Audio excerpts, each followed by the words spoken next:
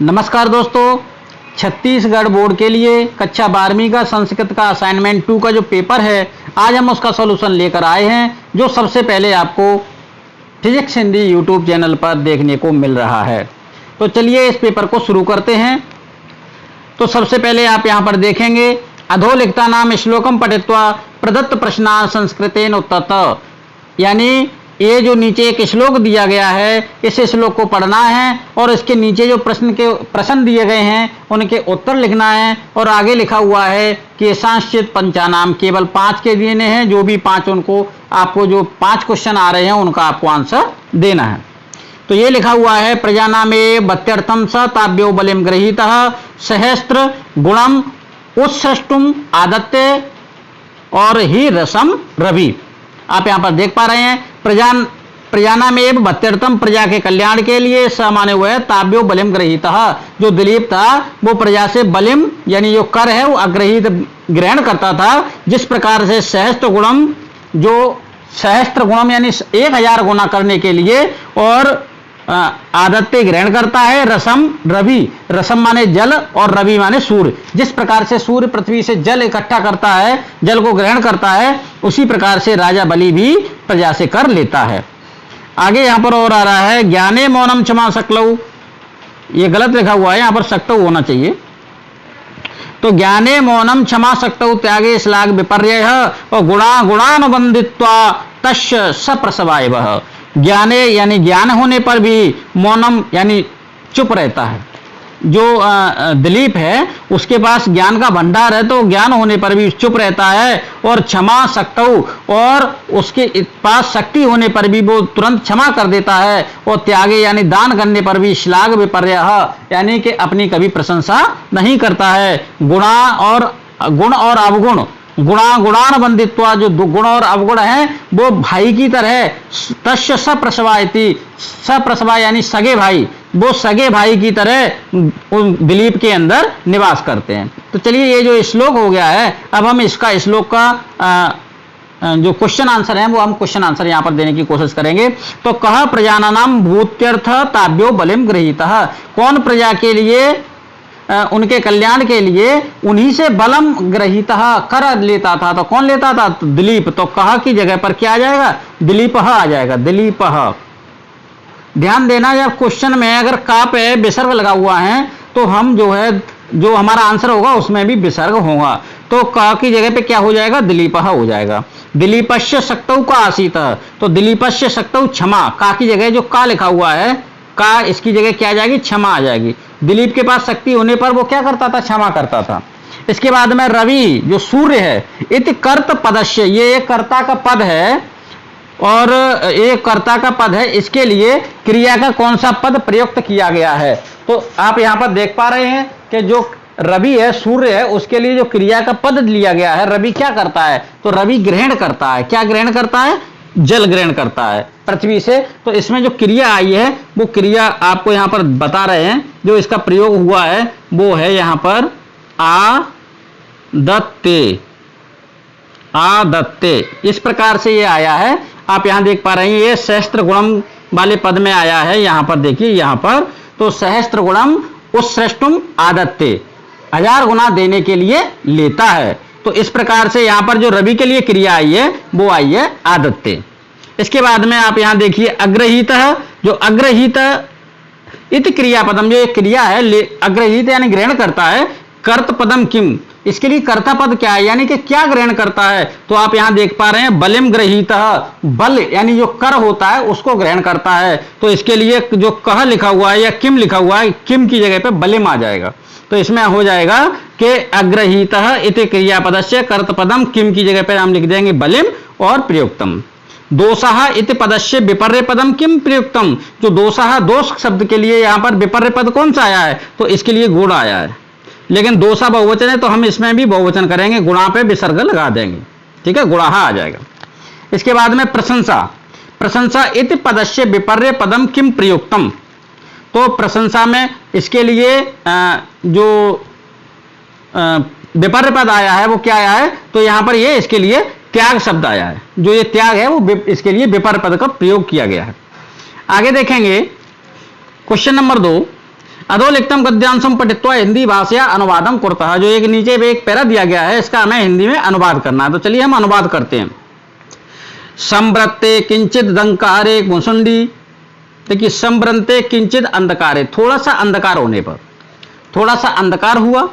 उसके बाद भुसुंडी स्कंदे, यानी भुसुंडी यानी बंदूक को स्कंदे निदाय कंधे पर रख करके निपुणम निरीक्षमाणः, निपुणम माने अच्छी तरह से, और निरीक्षमाणः देखता हुआ, अच्छी तरह से जो निरीक्षण करता हुआ, आगतः प्रत्यागतः आते और जाते हुए को, जो आ रहे हैं और जो जा रहे हैं उनको, विदधानः अच्छी तरह से जानता हुआ, समझता हुआ, प्रताप दुर्ग द्वारिक, प्रताप दुर्ग का द्वारपाल, प्रताप दुर्ग द्वारिक, प्रताप दुर्ग का द्वारपाल। आगे है कश्यापि किसी के, पाद छेपम यानी पैरों की जो पद ध्वनि होती है, पाद छेपम ध्वनि जो पैरों के चलने की आवाज है, पैरों के चलने की आवाज है, वो अश्रोषित यानी सुनी, दोनों पैरों की जो चलने की आवाज है, जो छप छप होती है, वो सुनी।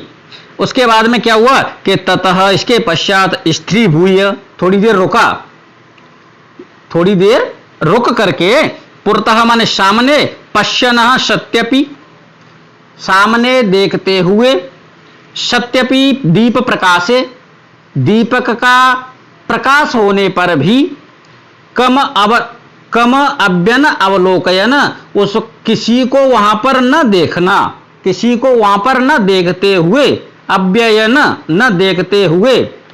आगे लिखा हुआ है गंभीर स्वरेणेव, गंभीर स्वर से, एव अबादित बोला, गंभीर स्वर से बोला या गंभीर स्वर से कहा, कह को अत्र भो अस्ति इति।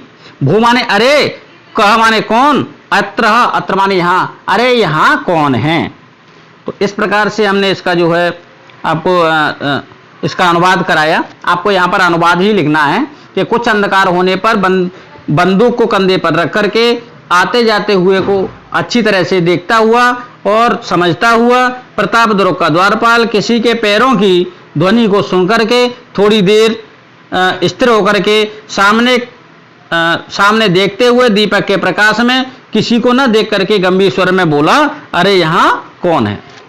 इसके बाद में है अगला क्वेश्चन है प्रश्न नंबर 3, रुग्णताया कारणात् अवकाश प्राप्त स्वप्राचार्यम प्रार्थना पत्रम लिखतः। देखिए, इसके लिए अपने जो बीमार होने के कारण अगर आपको अवकाश के लिए अपने प्रधानाचार्य के लिए एक पत्र लिखना है, तो इसके लिए मैं एक लिंक दे रहा हूं, आप यहां पर जाकर के इसे क्लिक कर लेते हैं, डिस्क्रिप्शन में आपको लिंक मिल जाएगा। तो चलिए हम लिंक पर डायरेक्ट खोल लेते हैं। जैसे ही आप इस लिंक को खोलेंगे तो ये लिंक खुल जाएगा और लिंक में आपको यहाँ पर देखा जाएगा एप्लीकेशन फॉर सिक लीव इन संस्कृत। तो इसमें भी लिख के आ रहा है रुग्णताया कारणात् अवकाश प्राप्त स्वप्राचार्यम प्रार्थना पत्रम लिखता। इस वेबसाइट की लिंक मैं डिस्क्रिप्शन में दे दूंगा, तो आप यहाँ पर देख पा रहे हैं। इसमें एक क्वेश्चन दिया गया है, भगवान 10वीं कक्षा या छात्र श्याम अस्ति, आप कक्षा 10 के छात्र श्याम हैं, स्वविद्यालय से प्रधानाचार्यम दिन द्वयस्य रुग्णावकाश अवकाशार्थम प्रार्थना पत्रम लिखतु। 2 दिन के लिए आपको छुट्टी चाहिए, आप बीमार हो गए हैं, तो इसके लिए लिखना है। तो इसका उत्तर क्या लिखाया है, यहाँ पर लिखेंगे आप सेवायाम श्रीमंतः प्रधानाचार्य महोदयः, राजकीय, आप यहाँ विद्यालय का नाम लिख देंगे। उसके बाद हम विषय लिखेंगे दिन द्वयस्य रुग्णा अवकाशार्थम प्रार्थना पत्र। इसके बाद में नीचे लिखेंगे आप महोदयः उपर्युक्त विषयांतर्गते निवेदनम अस्ति, ये निवेदन है कि हम मानी मैं गत दिवसात अतीव रुग्णो अस्मि, पिछले दिन से बहुत बीमार हूँ, अतः हम विद्यालयम आगंतुम समर्थम नास्मि, मैं विद्यालय आने में समर्थ नहीं हूँ। प्रार्थना अस्ति, प्रार्थना है ये तो इतने डेट दे देना, इतने दिनांकम पर्यतम दिन द्वयस्य अवकाशम स्वीकृत्य माम अनुग्रहीतस्यसि। आप इसके बाद में दिनांक यहाँ डाल देना और नीचे डालेंगे आप भवताम आज्ञाकारी शिष्य, अपना नाम डाल देंगे और कक्षा 10वीं डाल देंगे। ठीक है, आप यहाँ देखेंगे इस प्रार्थना पत्र का संस्कृत में लिखा हुआ है, इसका नीचे हिंदी अनुवाद भी दिया गया है, आप यहाँ से हिंदी अनुवाद भी देख सकते हैं। तो चलिए हम वापस पेज पर चलते हैं। वापस से हम अपने पेपर पर आ चुके हैं और आप यहाँ पर देख पा रहे हैं प्रश्न नंबर 4 है, भवतः नाम रामः अस्ति, आपका नाम राम है, भवान छात्रावासे च बसति, आप छात्रावास में रहते हैं, सिरपुरे शैक्षिक यात्रायै गंतुम इच्छति, आप सिरपुर की शैक्षिक यात्रा में जाना चाहते हैं, धन प्रेषणार्थम पितरम प्रति लिखतः, आप धन भेजने के लिए अपने पिता को पत्र लिख दिए और मंजूषातः जो कोष्टक में उचित शब्द दिए गए हैं उनको चुन करके खाली जगह की पूर्ति कीजिए। तो कोष्टक में दिए गए निवेदयामि प्रियपुत्र शैक्षिक यात्रा पश्चात पंचाशतम रायपुरतः सदवकाशे सीतापुरम जनन्ये उत्तर पत्राणाम पितृ महाभागा। तो चलिए हम इसको देखते हैं और इसके बाद में खाली जगह को भरते हैं। देखिए आजाद छात्रावास, अब यहाँ पर एक जो छात्रावास है उसका जो है यहाँ पर भरा जाएगा। तो आप यहाँ पर देख पा रहे हैं यहाँ पर जो है यहाँ पर भरा जाएगा रायपुरतः, तो आप यहाँ पर रायपुरतः भरेंगे। इसके बाद में परम आदरणीय, परम आदरणीय यहाँ पर अपने पिताजी को लिख रहे हैं तो पितृ महाभागा, आप यहाँ देख पा रहे हैं पितृ महाभागा है, तो इसको हम यहाँ लिखेंगे परम आदरणीय पितृ महाभागा सादरम प्रणाम। परम आदरणीय यानी पिताजी को सादर प्रणाम। सविनयम, सविनय निवेदन आप सभी जानते हैं, सविनय के बाद निवेदन आता है। सविनय निवेदयामि, यह तो सविनय निवेदन यह है कि मम त्रैमासिकी परीक्षा समाप्तिगतः, मेरी त्रैमासिक परीक्षा समाप्त हो चुकी है। मम उत्तर पत्राणि शोभनानि अभनन, मेरे जो परीक्षा हैं जो पेपर हैं वो अच्छे हुए हैं। अस्मिन, अब आगे आ रहा अस्मिन यानी इस, अहम गृहम न आगस्यामि, मैं इसमें छुट्टियों में घर नहीं आऊंगा। तो यहाँ पर आएगा, ये आएगा शरद अवकाश, यानी इस शरद अवकाश में, यानी इस सर्दियों की छुट्टियों में मैं अहम गृहम न आगस्यामि, मैं घर नहीं आऊंगा। यतः, क्योंकि, यतः माने क्योंकि विद्यालयेन, विद्यालय के द्वारा एक शिक्षा यात्रा, क्या लिखा हुआ है, शैक्षिक यात्रा, ये है शैक्षिक यात्रा, आप देख पा रहे हैं शैक्षिक यात्रा यह है, लिखिए तो ये यहाँ पर आ जाएगा विद्यालयेन एकस्या शैक्षिक यात्राया प्रबंधः कृतः। ऐसा यात्रा सिरपुरस्य दर्शनाय आयोजिता अस्ति, यात्रा के लिए, अब यात्रा के लिए रुपये चाहिए तो कितना आ जाएगा, 50 आ जाएगा, 500 रुपये चाहिए। प्रेषयन्तु भवन्तः, अपने पिता से कह रहा है यात्रा के लिए मुझे 500 रुपये भेज दीजिए। शेषम सर्वम कुशलम, शेष सभी कुशल है। मम, मेरे, जनन्य यानी माता पिता को, अग्रजाय और बड़े भाइयों को जो हमसे बड़े हैं उनके लिए सादरम प्रणामः, लास्ट में हम प्रणाम लिखते हैं अपने बड़े भाइयों को, माता पिता को, ठीक है। तो यहाँ पर आ जाएगा मम जनन्य अग्रजाय च सादरम प्रणामः। और नीचे आप क्या लिखोगे, नीचे आप लिखोगे यहाँ पर जो सबसे नीचे आता है, आप यहाँ देख पा रहे हैं भवदीय, तो भवदीय में आप यहाँ पर जो है अपने पिता के लिए लिख रहे हैं, तो पिता के लिए यहाँ पर आ जाएगा प्रिय पुत्र, क्या आ जाएगा, प्रिय पुत्र आ जाएगा, और यहाँ पर राम आ जाएगा, और यहाँ पर नीचे एड्रेस आ जाएगा तो डॉक्टर कृष्णचंद्र वैदेही कुटीरम, और यहाँ पर इसका एड्रेस यहाँ पर देख पा रहे हैं रायपुर आ गया सीतापुरम, ये जो सीतापुर है वो यहाँ पर आ जाएगा, तो ये सीतापुर यहाँ पर आ जाएगा। तो इस प्रकार से हमने यहाँ पर आपको पूरा पेपर सॉल्व करा दिया है। और आपको ये पेपर कैसा लगा आप हमें प्लीज़ कमेंट में ज़रूर बता दीजिएगा, और अपने दोस्तों को शेयर जरूर करें ताकि उन्हें भी ये कक्षा 12 की असाइनमेंट 2 की संस्कृत का जो पेपर है वो यहाँ पर मिल सके। उम्मीद करता हूँ आपको बहुत अच्छा लगा होगा। धन्यवाद।